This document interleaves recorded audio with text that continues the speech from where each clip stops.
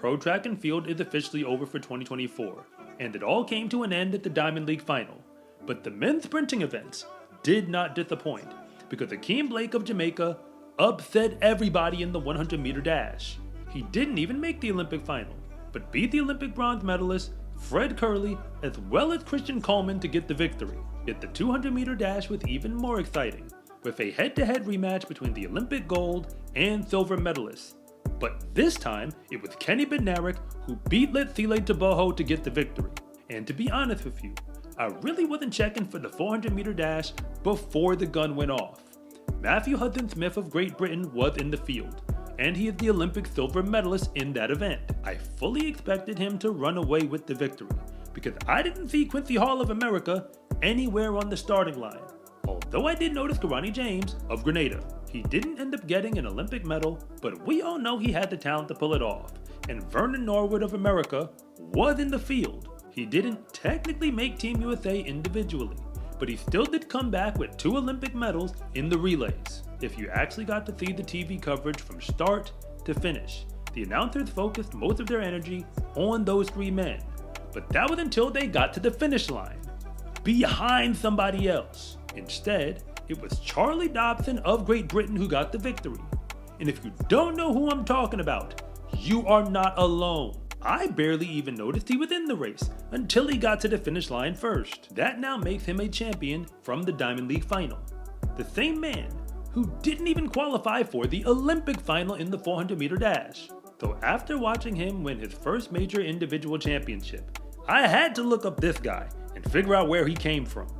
What I found out is something that I already kinda knew had to be true, that he was never really supposed to be this fast. In fact, you could argue that he technically won the wrong event, because he had spent almost his entire career running in the short sprints. Yes, the 100 and the 200-meter dash. Believe it or not, he has been one of the world's best young sprinters for the better part of the past decade. The only problem with that is being one of the best doesn't get you noticed in the sport of track and field. In case you haven't been paying attention, we really only focus on the people who are in front. But now, that includes Charlie Dobson.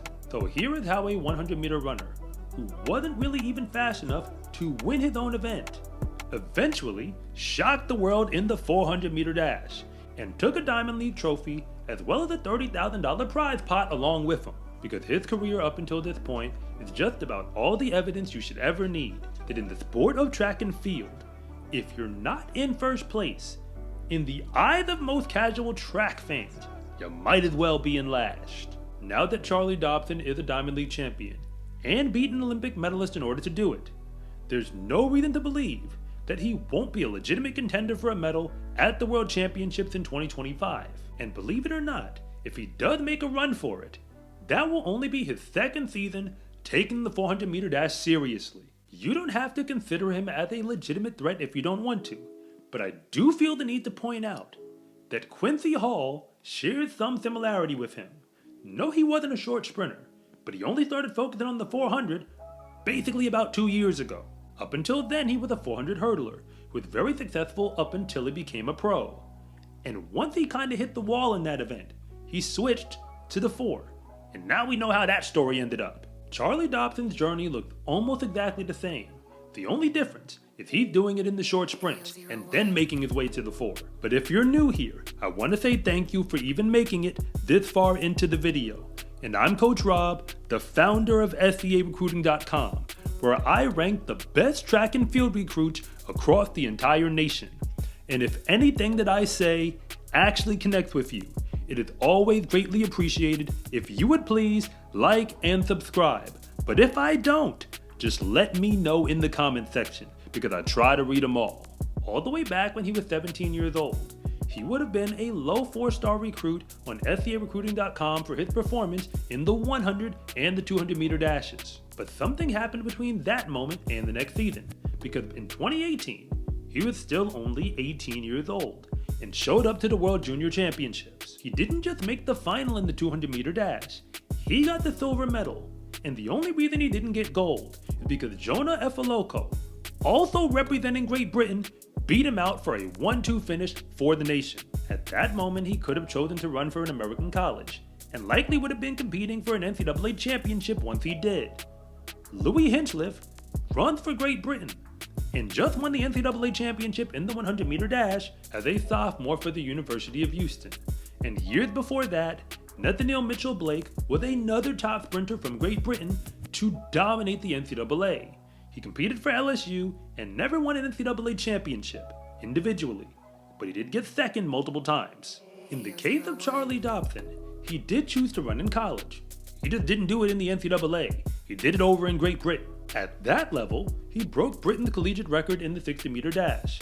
He went 6.64 seconds in order to do it. Don't get me wrong, that time is pretty legit. But it is definitely not fast enough to get you a medal in the NCAA, at least not in the past few years. And from then until now, his sprinting career has basically been more of the same.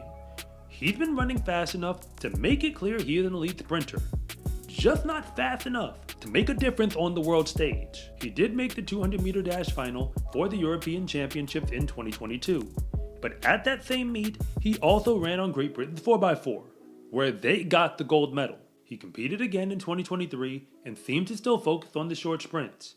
He actually took a long hiatus from competition, which tells me he was probably injured, but at the end of it, he was running the 4x4 at the World Championships. And if you were paying very close attention, you should know by now, that Great Britain team got the bronze medal for the world. Which brings us now to the 2024 season, where you should know by now, Charlie Dobson finally focused on the 400-meter dash. And although I wasn't paying attention, he won the silver medal in that event at the European Championships.